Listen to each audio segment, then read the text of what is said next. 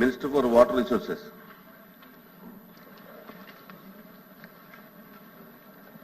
ధన్యవాదాలు అధ్యక్ష. మొదటి ప్రశ్నకు సమాధానం అవునండి. పోలవరం ప్రాజెక్టు యొక్క గ్యాప్ 2కు సంబంధించిన డయాఫ్రమ్ వాల్ 2019-2024లో తీవ్రంగా దెబ్బతింది. రెండవ ప్రశ్నకు సమాధానం అమల్లో ఉన్న ఒప్పందాలను ఆకస్మికంగా మూసివేయడం, కాఫర్ డ్యామ్ లో ఉన్నటువంటి ఖాళీలను సకాలంలో మూసివేయడంలో వైఫల్యం, అదేవిధంగా 2020లో వచ్చినటువంటి భారీ వరదలు ప్రధాన డ్యామ్ యొక్క గ్యాప్ 2 నందు నిర్మించిన డయాఫ్రమ్ వాల్కు తీవ్ర నష్టం వాటిల్లడంతో పాటు పాక్షికంగా పూర్తయిన దిగువ కాపర్ డ్యామ్ కూడా కొంత దెబ్బతినింది అధ్యక్ష. నాలుగవ ప్రశ్నకు సమాధానం అవునండి. Polavaram project authority, central water commission, రాష్ట్ర ప్రభుత్వం మరియు MOGS ఏర్పాటు చేసిన అంతర్జాతీయ నిపుణుల ప్యానెల్తో సంప్రదింపులు జరిపిన తర్వాత భారత ప్రభుత్వ జలశక్తి మంత్రిత్వ శాఖ ద్వారా ఇప్పుడు కొత్త డయాఫ్రమ్ వాల్ ను నిర్మించాలని నిర్ణయించారు. డయాఫ్రమ్ వాల్ పని 18/1/2025న ప్రారంభించడం అనేది మరియు పురోగతిలో ఉన్నది అధ్యక్ష.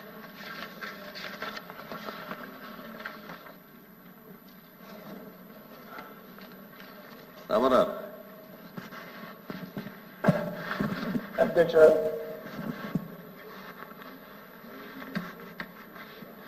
పాత డయాఫ్రమ్ వాళ్ళు గత ప్రభుత్వ హయాంలో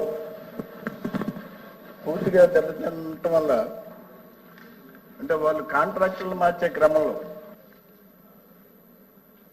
15 నెలల పాటు నిర్లక్ష్యం చేయటం వల్ల 16 పాత డయాఫ్రమ్ వాళ్ళు పూర్తిగా దెబ్బతింది వరదల వల్ల. ఇప్పుడు కొత్తగా 990 కోట్లతో కొత్త డయాఫ్రమ్ వాల్ అనేది ప్రభుత్వం, కేంద్ర ప్రభుత్వాన్ని పంపించింది. దీనిలో గౌరవ మంత్రి గారిని నేను అడుగుతుంది ఏంటంటే, ఈ కొత్త డయాఫ్రమ్ వాల్కి కేంద్ర ప్రభుత్వ అనుమతి వచ్చిందా? జలశక్తి మండలిది రెండు ఇంతకుముందు డయాఫ్రమ్ వాల్తో పాటు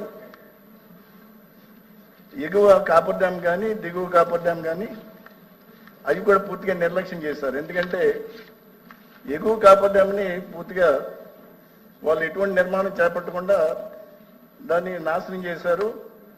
గైడ్ బండ్ కానీ, అదేవిధంగా EPRF డ్యామ్ కానీ ఇవన్నీ కూడా దెబ్బతిన్న మాట వాస్తవమేనా? ఇప్పుడు గౌరవ మంత్రి గారు మీ ద్వారా ఒకటి అడుగుతున్నాను, ఈ కొత్త డయాఫ్రమ్ వాల్ నిర్మాణానికి ఎంత టైం పడుతుంది? అదేవిధంగా ఈ గుంతలు పోడ్చడానికి ఏదైనా నిపుణుల సలహా తీసుకున్నారా? దానికి ప్రభుత్వ అనుమతి అయినా, కేంద్ర ప్రభుత్వ అనుమతి వచ్చిందా?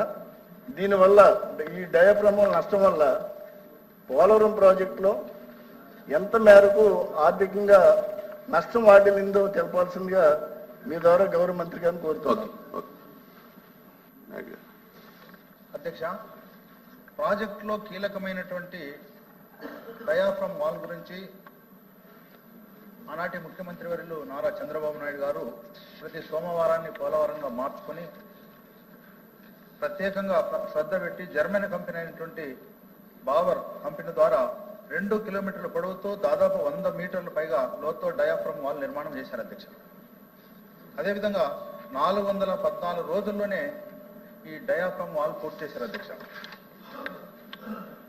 మరి ముఖ్యంగా ఒకే రోజులోనే స్పిల్ ఛానల్ సంబంధించి 32,215 క్యూబిక్ మీటర్లు కాంక్రీట్ పనులు చేసి గిన్నిస్ బుక్ రికార్డ్ ఆఫ్ నెలకొల్పారు అధ్యక్ష. దీనివలన హెడ్ వర్కులు పనులు చేస్తూనే ఎగువ దిగువ కాపర్ డయాఫ్రమ్ వాల్ నిర్మించారు అధ్యక్ష. అంటే 72% పూర్తి చేస్తూ. మినిస్టర్ గారు చెప్పిన దాని మీద మీకు ఏం క్లారిటీ కావాలి? మీరు ఏమడుతున్నారు? జరిగినట్టు ప్రాజెక్ట్ పనులని చెప్తున్నారు. మీరు ప్రాజెక్ట్ పనులని చెప్పడం కాదు కదా. మీరు అడిగిన క్వశ్చన్ కి ఆయన చెప్పిన దానికి మీరు ఇంకేం అదనపు సమాచారం కావాలి మీకు, అది అడగాలి కానీ ప్రాజెక్టు నిర్మాణం కాదు కదా. అంటే 72% పూర్తి చేసినటువంటి ఈ పోలవరం ప్రాజెక్టు డయాఫ్రమ్ వాల్ అన్ని కూడా సర్వనాశనం అయిపోయాయి అధ్యక్ష. గత ముఖ్యమంత్రి జగన్ రెడ్డి గారు కేవలం 4,611 కోట్లతో కేవలం 3% మాత్రమే పూర్తి చేసి డయాఫ్రమ్ వాల్ కూడా నాశనమైంది అధ్యక్ష. ఇప్పుడు మీ ద్వారా మంత్రి గారిని ఒకటే అడుగుతున్నాను అధ్యక్ష, మరి ఇంత నాశనమైనటువంటి ఈ ప్రాజెక్టు సంబంధించి మరి ఎంత త్వరలో పూర్తి చేస్తారో, దీనికి డెడ్ లైన్ ఏమైనా ఉందా అనేది కూడా మీ ద్వారా అడుగుతున్నాను. ఓకే మంత్రి గారు.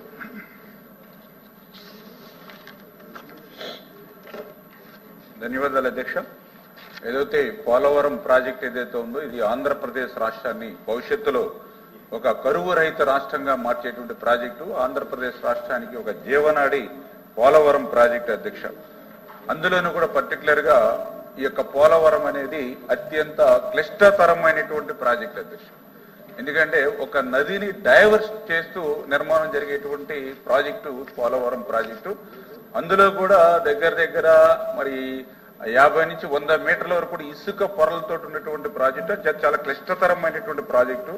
మరి ఇటువంటి క్లిష్టతరమైనటువంటి ప్రాజెక్టు ఏదైతే ఈసీఆర్ఎఫ్ డ్యామ్ అంటే earth cum rock fill dam ఏదైతే మనం నిర్మాణం చేయాలో ఆ earth cum rock fill dam కి సపోర్ట్ గా ఈ డయాఫ్రమ్ వాల్ అంటే ఏదైతే మనం ఎక్కడైతే ఈ యొక్క ఈసీఆర్ఎఫ్ డ్యామ్ నిర్మాణం చేయాలని అనుకుంటూ ఉన్నామో దాని క్రింద దగ్గర మరి 30 నుంచి 100 మీటర్ల వరకు కూడా ఇసుక పొరలు ఉన్నటువంటి స్థితిలో పైన మనం ఈసీఆర్ఎఫ్ డ్యామ్ నిర్మాణం చేసిన కింద ఇసుక పొరల నుంచి ఆ వాటర్ ఏదైతే సీపేజ్ ఉండి మరి తద్వారా ఈసీఆర్ఎఫ్ డ్యామ్ కూడా ప్రమాదం కలుగుతుందనే ఉద్దేశంతో ఆ ఈసీఆర్ఎఫ్ డ్యామ్ కి క్రింద ఎక్కడైతే రాక్ ఉంటుందో ఆ రాక్ కి వెళ్ళేంత వరకు కూడా ఈ డయాఫ్రమ్ వాల్ నిర్మాణం జరుగుతుంది అధ్యక్ష.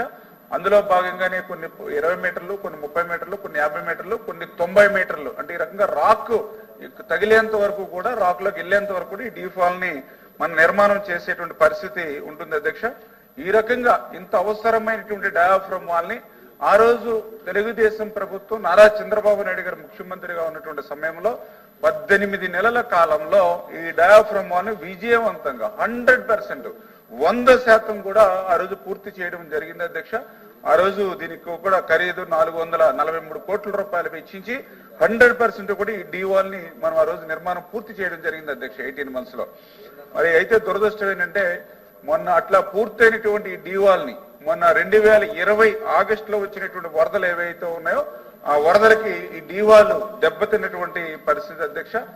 ఎందుచేతనంటే ఏదైతే ఈ డీవాల్కి ఎగువన అప్పర్ కాపర్ డ్యామ్ ఏదైతే ఉందో మరి అప్పర్ కాపర్ డ్యాము 2019 మరి ఎన్నికల నాటికి 82% పూర్తయినటువంటి దశలో ప్రభుత్వం కనుక కంటిన్యూ అయ్యి ఉంటే ఆ మిగిలిన 18% కూడా ఒక 2 months లో అంటే 2019 జూన్ జూలై కల్లా పూర్తి అయిపోయింది అధ్యక్ష. కానీ దురదృష్టవశాత్తు ప్రభుత్వం మారడం వల్ల మరి ఏదైతే 2 నెలల్లో పూర్తవ్వాల్సినటువంటి 18-15% ఏదైతే upper coffer dam balance work ఏదైతే ఉందో అది నిలిచిపోయినటువంటి స్థితిలో మరి ఏదైతే 2020 ఆగస్టులో ఆ రోజు దగ్గర 23 లక్షల క్యూసెక్ల వరద నీరు ఆ రోజు గోదావరికి రావడం జరిగింది అధ్యక్ష. మరి ఏదైతే 23 లక్షల క్యూసెక్ల నీరు వచ్చే సమయానికి అప్పర్ కాపర్ డ్యామ్ ఆ 15% 20% ఏదైతే బ్యాలెన్స్ ఉందో అది గ్యాప్ పూడ్చకపోవడంతో ఆ వాటర్ మొత్తం అంతా కూడా ఆ గ్యాప్ లోంచి అంటే ఆ 20% గ్యాప్ లోంచే మొత్తం నీరంతా కూడా రావడంతో అది ప్రవాహ వేగం పెరిగి సుడులు తిరిగి ఏదైతే డయాఫ్రమ్ వాళ్ళకి ముందున్నటువంటి శాండ్ ఏదైతే ఉందో దాన్ని కూడా 50 అడుగులు 60 అడుగులు ఆ శాండ్ ని కూడా ఎత్తి పడేసి పెద్ద అగాధాలు పెట్టి ఆ యొక్క డయాఫ్రమ్ వాళ్ళకి ఏదైతే ఉందో అక్కడ విధ్వంసం ఏదైతే మరి ఎక్కడెక్కడ కూడా ధ్వంసం జరిగినటువంటి పరిస్థితిని గమనించినటువంటి పరిస్థితి అధ్యక్ష. అంటే ఈ రకంగా 18 నెలలు కష్టపడి 443 కోట్లతో నిర్మాణం చేసినటువంటి డయాఫ్రమ్ వాళ్ళు మరి ఆ రకంగా ఆ 20% అప్పర్ కాపర్ డ్యామ్ పూర్తి చేయకపోవడంతో మరి ఆ రకంగా దెబ్బతిన్నటువంటి పరిస్థితి అధ్యక్ష. దీనికి ప్రధానంగా ఎందుకంటే ఈ రోజు 443 కోట్లతో నిర్మాణం చేసిన డయాఫ్రమ్ వాల్ ని మళ్ళీ ఈ రోజు కొత్త డయాఫ్రమ్ వాల్ మళ్ళీ మనం నిర్మాణం చేసుకుంటున్నాం అధ్యక్ష. ఎందుకంటే ఆ డయాఫ్రమ్ వాల్ ఏదైతే ఉందో మరి దెబ్బతిన్నటువంటి పరిస్థితుల్లో దాన్ని రిపేర్లకి మరి ఆ రోజు ఎస్టిమేషన్ వేస్తే రిపేర్లకు కూడా దగ్గర 490 కోట్ల రూపాయలు రిపేర్స్ అవుతాయని చెప్పారు. అయితే ఎవరైతే ఇప్పుడు ఇంటర్నేషనల్ ఎక్స్పర్ట్స్ ని కూడా మనం తీసుకున్నాం ఏదైతే సిడబ్ల్యూసి మరి ఏజెన్సీ ద్వారా దాని ద్వారా ఏదైతే ఇంటర్నేషనల్ ఎక్స్పర్ట్స్ కానీ సిడబ్ల్యూసి కానీ ఏదైతే 490 కోట్లు పెట్టి రిపేర్స్ చేసుకునే కంటే కొత్త డయాఫ్రమ్ వాల్ నిర్మాణం చేసుకుంటేనే సేఫ్టీ ఉంటుంది. ఎందుకంటే ఏదైతే క్లిష్టతరమైనటువంటి ప్రాజెక్టు కింద కూడా గోదావరి జిల్లాలు ఉన్నాయి. ఈ పోలవరం ప్రాజెక్టుకి ఏ మాత్రం ప్రమాదం ఏర్పడినా మరి గోదావరి జిల్లాలకు కూడా భద్రతలో కూడా ఇబ్బంది ఉంటుందనే ఉద్దేశంతో ఏదైతే ఇంటర్నేషనల్ ఎక్స్పర్ట్స్ ప్రకారం కొత్త డయాఫ్రమ్ వాల్కే మరి ఆ రోజు శ్రీకారం చుట్టి మరి ఆ కొత్త డయాఫ్రమ్ వాల్ ని నిర్మాణాన్ని మనం ప్రారంభించుకుంటున్నాం అధ్యక్ష. అంటే ఇక్కడ నేను చెప్పేది ఏంటంటే ఆ రోజు కనుక ప్రభుత్వం 2019 మే నెలలో అధికారంలోకి వచ్చినటువంటి ప్రభుత్వం అక్కడ ఉన్నటువంటి ఏజెన్సీని కంటిన్యూ చేస్తుంటాయి. ఎందుకంటే మనం చూసాం ఏదైతే ప్రభుత్వ అధికారంలోకి వచ్చినట్టునే ఆల్ వర్క్స్ స్టాప్ అని చెప్పేసి ఆ రోజునట్టు ముఖ్యమంత్రి చెప్పారు పోలవరం. అందులో భాగంగానే 29/7/2019 నవయుగ ఎవరైతే చేస్తున్నారో వాళ్ళని టెర్మినేట్ చేశారు అధ్యక్ష. అదేవిధంగా ఎవరైతే బెకం ఎవరైతే చేస్తున్నారో వాళ్ళని కూడా మరి అదేవిధంగా జూలై నెలలో వాళ్ళు కూడా టెర్మినేట్ చేసేసినటువంటి పరిస్థితి అధ్యక్ష. ఏదైతే రివర్స్ టెండరింగ్ అని చెప్పి మరి ఆ రోజు ఉన్నటువంటి వీళ్ళని రద్దు చేసి మళ్ళీ రివర్స్ టెండరింగ్ అని చెప్పి మళ్ళీ కొత్తగా ఏజెన్సీని పిలుస్తూ ఉంటే ఆ రోజు ఏదైతే పీపీఏ కూడా మరి చాలా క్లియర్ గా వాళ్ళు కూడా లెటర్ రాశారు అధ్యక్ష. పీపీఏ ఎవరైతే మరి వాళ్ళు కూడా క్లియర్ గా మా హంబుల్ అడ్వైజ్, ఎందుకంటే ఇట్లాంటి క్లిష్టతరమైనటువంటి ప్రాజెక్ట్ లో ఏజెన్సీని మారుస్తే 2 ఏజెన్సీలు ఒకే వర్క్ పనిచేస్తే రేపొద్దుట ఆ వర్క్ కి భద్రతలో ప్రమాదం ఏర్పడితే ఏ ఏజెన్సీ బాధ్యత వహిస్తుంది? మొదటి ఏజెన్సీయా లేకపోతే రెండో ఏజెన్సీయా? అంచేత ఇటువంటి ప్రాజెక్ట్ లో ఏజెన్సీని మార్చడం సరికాదని చెప్పి డైరెక్ట్ గా ఆయన 16/8/2019 పీపీఏ హంబుల్ అడ్వైజ్ కంటిన్యూ చేయండి ఉన్న ఏజెన్సీలు అని చెప్పి ఆ రోజునటువంటి రాష్ట్ర ప్రభుత్వానికి కూడా ఆయన లేఖలు రాశారు అధ్యక్ష. ఇదే విషయాన్ని కూడా పీపీఏ మినిట్స్ లో కూడా చాలా క్లియర్ గా 11/9/2019 కూడా మినిట్స్ లో కూడా ఉదాహరించారు అధ్యక్ష. మరి ఎన్ని రకాలుగా వాళ్ళ లేఖలు రాసినా పీపీఏ హెచ్చరించినా రిక్వెస్ట్ చేసినా కూడా పెడచెవిని పెట్టి 17 నెలలు అక్కడ ఏజెన్సీ లేకుండా చేసి 17 నెలలు అక్కడ ఏ విధమైన అనుభవం ఉన్నటువంటి అధికారులు లేకుండా చేయడంతో మరి 2020లో వచ్చినటువంటి వరదలకి ఆ డయాఫ్రామ్ వాళ్ళు దెబ్బతిందని నేను చెప్పడం కాదు అధ్యక్ష. సాక్షాత్తు ఏదైతే ఐఐటి హైదరాబాద్ నిపుణులు ఎవరైతే ఉన్నారో వాళ్లే చెప్పినటువంటి పరిస్థితి అధ్యక్ష. వాళ్ళు కూడా ఎంత క్లియర్ గా రిపోర్ట్ ఇచ్చారంటే ఐఐటి హైదరాబాద్ ఇది ఇంపార్టెంట్ అధ్యక్ష. బ్రీఫ్ అయింది సబ్జెక్ట్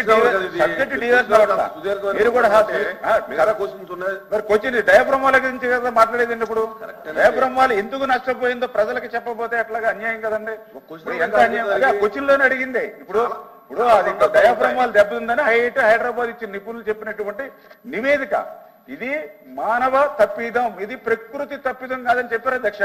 ఈ రోజు ప్రజల సొమ్ము అధ్యక్ష 990 కోట్లు పెట్టి మళ్ళీ నూతనంగా నిర్మాణం చేయవలసి వస్తుంది వాళ్ళు చేసినటువంటి తప్పిదానికి. గత ప్రభుత్వం చేసిన తప్పిదాలను ఎత్తి చూపితే మీరు కూడా టైంని మెన్షన్ చేయడం అనేది కరెక్ట్ కాదు అధ్యక్ష. ప్రజలకు తెలియజెప్పాలి. ఈ రోజు దయవుంచి ఏదైతే ఐఐటి హైదరాబాద్ ఇచ్చిన రిపోర్ట్ బ్రీఫ్ చేయండి అని అడుగుతున్నా. ఓకే బ్రీఫే చేస్తున్నాను సార్. నేను సబ్జెక్ట్ ఏమి డివియేషన్ అవట్లా. నేను జ్వరం వచ్చి ఎలా మాట్లాడంటే జ్వరం రాకపోతే ఇంకెలా మాట్లాడు. ఇది ఆ రకంగా ఏదైతే విచిత్రం ఏంటంటే అధ్యక్ష, అంటే వాస్తవాలు కూడా తెలియాలి అధ్యక్ష. ఇప్పుడు ఏదో మనకి నోరుంది కదా అని మన అవినీతి పత్రిక ఉంది, రోజు కథనాలు వస్తూ ఉంటాయి సార్ అధ్యక్ష. ఇప్పుడు వాస్తవాలు తెలియాలి. ఇప్పుడు ఇందులో డాక్యుమెంట్లే నేను మాట్లాడుతున్నాను తప్ప బయటకు డివియేషన్ అవట్లా. విచిత్రం ఏంటంటే 2020లో వచ్చినటువంటి ఫ్లడ్స్ కి ఈ డయాఫ్రామ్ వాళ్ళు నష్టపోతే, డయాఫ్రామ్ విధ్వంసం అవుతే మేము అసెంబ్లీలో ఉన్నాం అధ్యక్ష. అసెంబ్లీలో నేను కూడా ఆ రోజు ఎమ్మెల్యేగా ఉన్నా. ఆ రోజు ముఖ్యమంత్రి గారు కానీ ఆ రోజు ఇరిగేషన్ శాఖ మంత్రులు మరి 2020 ఆగస్టులో దెబ్బతింటే ఫ్లడ్ ఏదైతే డయాఫ్రామ్ వాళ్ళు 2021 జూన్కి పూర్తి చేస్తామని ఒకసారి చెప్పారు అధ్యక్ష. మళ్ళీ 2022 జూన్కి పూర్తి చేస్తామని రెండోసారి చెప్పారు అధ్యక్ష. 2022 డిసెంబర్ పూర్తి చేస్తామని మూడోసారి చెప్పారు అధ్యక్ష. అంటే డయాఫ్రామ్ వాళ్ళు ఉందో లేదో కూడా తెలియనటువంటి స్థితిలో ఆ రోజు ఉన్నటువంటి ప్రభుత్వం అధ్యక్ష. అందుకే ఈ రోజు మళ్ళీ మరి ప్రజల మద్దతుతోటి ప్రజల ఆశీర్వాదంతో ఇచ్చినటువంటి ఎన్డీఏ ప్రభుత్వం నరేంద్ర మోడీ గారి యొక్క సహకారంతో మళ్ళీ ఏదైతే కొత్త డయాఫ్రామ్ వాళ్ళు 990 కోట్లతోటి మరి ఏదైతే మన 2024 డిసెంబర్లో డీవాటరింగ్ పనులన్నీ చేపట్టి మన 2025 జనవరి 18 నుంచి ఈ డీవాల్ నిర్మాణం ప్రారంభమైంది అధ్యక్ష. ఇది కూడా ఎవరైతే బావర్ కంపెనీ ఏదైతే మనకి జర్మనీ కంపెనీ ఏదైతే ఉందో వాళ్ళు ఇందులో ఎక్స్పీరియన్స్ కాబట్టి ఆ కంపెనీకి ఇవ్వడం జరిగింది. అంచేత ఏదైతే 2026 మార్చికి పూర్తవుతుందని వాళ్ళు నివేదిక ఇవ్వడం జరిగింది అధ్యక్ష. కానీ చంద్రబాబు నాయుడు గారు రివ్యూ చేసి 2025 డిసెంబర్కే ఆ డీవాల్ పూర్తి చేసేటువంటి విధంగా షెడ్యూల్ కూడా స్వయంగా పోలవరం వెళ్ళి చెప్పడం జరిగింది అధ్యక్ష. అంచేత 2025 డిసెంబర్ కల్లా ఈ యొక్క డయాఫ్రామ్ వాళ్ళు పూర్తి చేసేటువంటి విధంగా ఆ షెడ్యూల్ పనులు సక్రమంగా జరిగేటువంటి విధంగా బాధ్యత తీసుకుంటాం అధ్యక్ష. కూర్చోండి రామరాజు, కూర్చోండి మీకు కూర్చోండి. చెప్పాను అంత వివరంగా చెప్తే ఇంకా మీరు సాటిస్ఫై అయిపోతే ఎలాగా?